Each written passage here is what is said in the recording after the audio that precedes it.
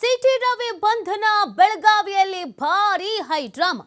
ರಾತ್ರಿ ಇಡೀ ಜಾಗರಣೆ, ಬೆಳಗ್ಗೆ ಆರೋಗ್ಯ ಕೇಂದ್ರಕ್ಕೆ ಶಿಫ್ಟ್. ಸಮುದಾಯದ ಆರೋಗ್ಯ ಕೇಂದ್ರಕ್ಕೆ ಕರೆತಂದ ಪೊಲೀಸರು. ಏರ್ಪೋರ್ಟ್ ರಸ್ತೆಯಲ್ಲಿರುವಂತಹ ಸಮುದಾಯ ಆರೋಗ್ಯ ಕೇಂದ್ರ, ಬೆಳಗಾವಿ ತಾಲೂಕಿನ ಮುಥಗಾ ಗ್ರಾಮದಲ್ಲಿರುವಂತಹ ಆರೋಗ್ಯ ಕೇಂದ್ರ ಇದು. ಸಿಟಿ ರವಿಗೆ ವೈದ್ಯಕೀಯ ಪರೀಕ್ಷೆಯನ್ನ ಮಾಡ್ತಾ ಇದ್ದಾರೆ ವೈದ್ಯರು. ಮೆಡಿಕಲ್ ಟೆಸ್ಟ್ ನ ಬಳಿಕ ಕೋರ್ಟ್ಗೆ ಸಿಟಿ ರವಿಯನ್ನ ಹಾಜರುಪಡಿಸಲಾಗುತ್ತೆ. ಸಿಟಿ ರವಿಯನ್ನ ನಿನ್ನೆ ಪೊಲೀಸರು ವಶಕ್ಕೆ ಪಡ್ಕೊಂಡಿದ್ದು. ಅದಾದ ಮೇಲೆ ಎಲ್ಲಿ ಕರ್ಕೊಂಡು ಹೋಗಿದ್ದಾರೆ, ಏನು ಎತ್ತ ಅನ್ನೋದ್ರ ಬಗ್ಗೆ ಮಾಹಿತಿ ಇರಲಿಲ್ಲ. ಈಗ ಆರೋಗ್ಯ ಕೇಂದ್ರಕ್ಕೆ ಕರ್ಕೊಂಡು ಬಂದಿದ್ದಾರೆ. ಇದೀಗ ವೈದ್ಯಕೀಯ ಪರೀಕ್ಷೆಯನ್ನ ಮಾಡಿಸಲಾಗತ್ತೆ. ಇದು ಕೋರ್ಟ್ಗೆ ಸಬ್ಮಿಟ್ ಮಾಡೋದಕ್ಕಿಂತ ಮುಂಚೆ, ಕೋರ್ಟ್ಗೆ ಹಾಜರುಪಡಿಸೋದಕ್ಕಿಂತ ಮುಂಚಿತವಾಗಿ ಈ ರೀತಿಯಾಗಿ ಮೆಡಿಕಲ್ ಟೆಸ್ಟ್ ಅನ್ನ ಮಾಡಿಸೋದು ಕಾಮನ್ ಪ್ರಕ್ರಿಯೆ. ಅದೇ ರೀತಿಯಾಗಿ ಸಿಟಿ ರವಿಯನ್ನ ಈಗ ಕರ್ಕೊಂಡು ಬಂದಿದ್ದಾರೆ. ಈಗ ಮೆಡಿಕಲ್ ಟೆಸ್ಟ್ ಅನ್ನ ನಡೆಸಲಾಗ್ತಾ ಇದೆ. ಈ ಮೆಡಿಕಲ್ ಟೆಸ್ಟ್ ನಲ್ಲಿ BP ನಾರ್ಮಲ್ ಆಗಿದೆಯಾ, ಶುಗರ್ ನಾರ್ಮಲ್ ಆಗಿದೆಯಾ, ಎದೆನೋವು ಏನಾದ್ರು ಕಾಣಿಸ್ಕೊಳ್ತಾ ಇದೆಯಾ, ಏನು ಎತ್ತ ಎಲ್ಲವನ್ನ ಕೂಡ ಚೆಕ್ ಮಾಡ್ತಾರೆ. ಫೈನ್, ಎಲ್ಲನೂ ನಾರ್ಮಲ್ ಆಗಿದೆ ಅಂತ ಅಂದ್ರೆ ಕೋರ್ಟ್ನ ಮುಂದೆ ಹಾಜರುಪಡಿಸಲಾಗುತ್ತೆ. ಇದೊಂದು ಸಾಮಾನ್ಯ ಪ್ರಕ್ರಿಯೆ. ಆರೋಪಿಗಳು ಅಂತ ಏನು ಫಸ್ಟಿಗೆ ವಶಕ್ಕೆ ಪಡ್ಕೊಂಡಿರ್ತಾರೆ ಅಥವಾ ಯಾರನ್ನ ವಶಕ್ಕೆ ಪಡ್ಕೊಂಡಿರ್ತಾರೆ ಅವರನ್ನ ಕೋರ್ಟ್ನ ಮುಂದೆ ಹಾಜರುಪಡಿಸೋದಕ್ಕಿಂತ ಮುಂಚಿತವಾಗಿ ಮೆಡಿಕಲ್ ಟೆಸ್ಟ್ ಅನ್ನ ಮಾಡಿಸ್ಬೇಕಾಗುತ್ತೆ. ಸೊ ಇದೀಗ ಮೆಡಿಕಲ್ ಟೆಸ್ಟ್ ಅನ್ನ ಮಾಡಲಾಗ್ತಾ ಇದೆ.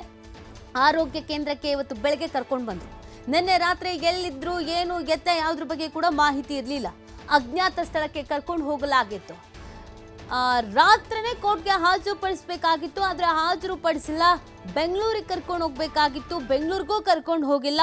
ಕೋರ್ಟ್ನ ಮುಂದೆ ಹಾಜರುಪಡಿಸಬೇಕಿತ್ತು, ಕೋರ್ಟ್ನ ಮುಂದೆಯೂ ಹಾಜರುಪಡಿಸಿಲ್ಲ.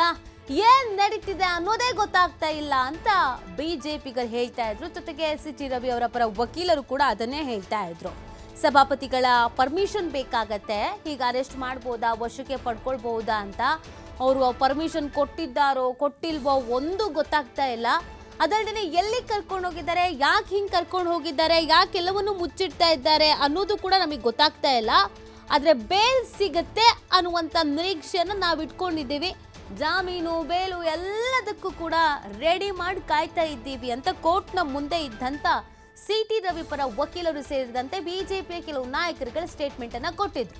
ಸೊ ಇದೀಗ ಮುಥಗಾ ಗ್ರಾಮದಲ್ಲಿರುವಂತ ವೈದ್ಯಕೀಯ ಕೇಂದ್ರಕ್ಕೆ ಕರ್ಕೊಂಡು ಬಂದಿದ್ದಾರೆ ಸಿಟಿ ರವಿಯನ್ನ.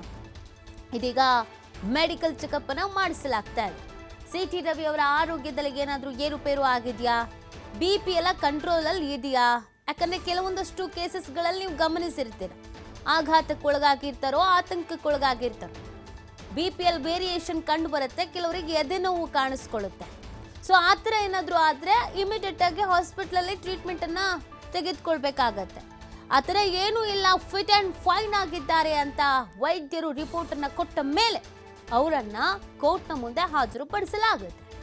ಈಗ ಸಿಟಿ ರವಿ ಅವರ ವಿರುದ್ಧ ಯಾವೆಲ್ಲ ಸೆಕ್ಷನ್ಗಳನ್ನ ಹಾಕಲಾಗಿದೆ, ಅದರ ಅನ್ವಯ ಸಿಟಿ ರವಿ ಅವರಿಗೆ ಬೇಲ್ ಸಿಗುತ್ತಾ, ಬೇಲ್ ಸಿಗಲ್ವಾ, ಅಥವಾ ನ್ಯಾಯಾಂಗ ಬಂಧನ ಅಂತ ಹೇಳ್ತಾರೋ, ಏನು ಎತ್ತ ಎಲ್ಲವೂ ಕೂಡ ಕುತೂಹಲಕ್ಕೆ ಕಾರಣವಾಗ್ತಾ ಇದೆ. ಇದು ಇವತ್ತು ಬೆಳಗ್ಗೆಯ ಡೆವಲಪ್ಮೆಂಟ್ಗಳು. ನಿನ್ನೆ ರಾತ್ರಿ ಎಲ್ಲ ಸಿಕ್ಕಾಬಟ್ಟೆ ಹೈಡ್ರಾಮಾಗಳಾಗಿತ್ತು. ಇವತ್ತು ಬೆಳಗ್ಗೆಯ ಅಪ್ಡೇಟ್ಸ್ಗಳನ್ನು ನಾವು ನೋಡ್ತಾ ಇದ್ದೀವಿ. ಬೆಳಗ್ಗೆನೆ ಈಗ ಸಿಟಿ ರವಿ ಅವರು ಪ್ರತ್ಯಕ್ಷ ಆಗಿದ್ದಾರೆ. ತಲೆಗೆ ಪೆಟ್ಟು ಬೇರೆ ಬಿದ್ದಿತ್ತಲ್ವಾ, ಅದರ ಬ್ಯಾಂಡೇಜ್ ಕೂಡ ಇದೆ. ಸೊ ಅವರನ್ನ ಇದೀಗ ವೈದ್ಯಕೀಯ ಪರೀಕ್ಷೆಗೆ ಅಂತ ಕರ್ಕೊಂಡು ಬರಲಾಗಿದೆ. ತಲೆಪೆಟ್ಟೆಲ್ಲ ಹೇಗಿದೆ, ಏನು ಎತ್ತ ಅದು ಕೂಡ ನೋಡ್ತಾರೆ. ನಾರ್ಮಲ್ ಜನರಲ್ ಚೆಕಪ್ ಅನ್ನ ಮಾಡ್ತಾರೆ. ಸೊ ಎಲ್ಲವೂ ಕೂಡ ನಾರ್ಮಲ್ ಆಗಿದೆ.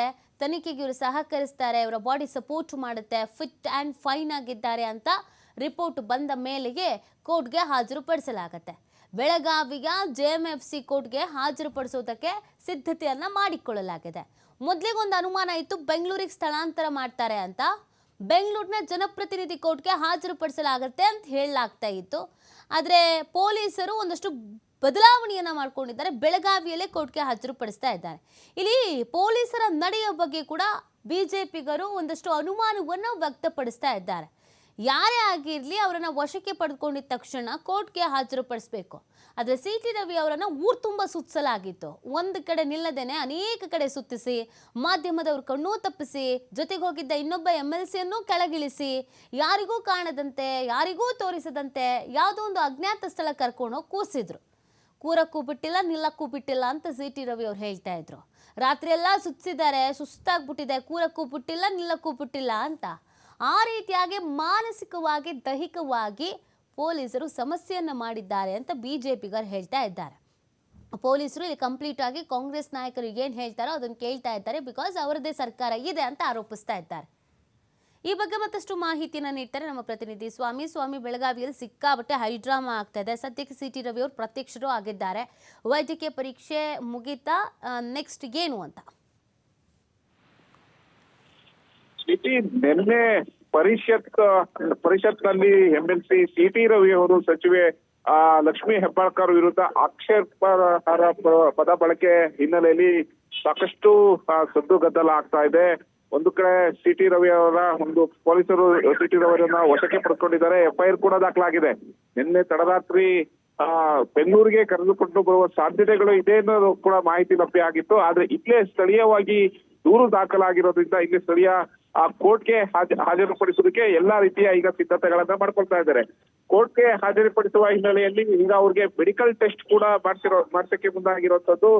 ಬೆಳಗಾವಿ ತಾಲೂಕಿನ ಮುತಕ ಗ್ರಾಮದ ಆರೋಗ್ಯ ಕೇಂದ್ರದಲ್ಲಿ ಅವ್ರಿಗೆ ಒಂದು ಮೆಡಿಕಲ್ ಚೆಕಪ್ ಅನ್ನ ಮಾಡ್ತಾ ಇರುವಂತದ್ದು. ಅಂದ್ರೆ ಅವ್ರಿಗೆ ಯಾವ್ದಾದ್ರು ಕಾಯಿಲೆ ಇದೆಯಾ, BP ಶುಗರ್ ಸಂಬಂಧಪಟ್ಟಂತೆ ಹಾಗೂ ECG ಟೆಸ್ಟ್ ಅನ್ನ ಮಾಡಿಸಿ ಆನಂತರ ಮೆಡಿಕಲ್ ಟೆಸ್ಟ್ ಮುಗಿದ ಬಳಿಕ ನ್ಯಾಯಾಲಯಕ್ಕೆ ಹಾಜರುಪಡಿಸ್ತಾ ಇದ್ದಾರೆ.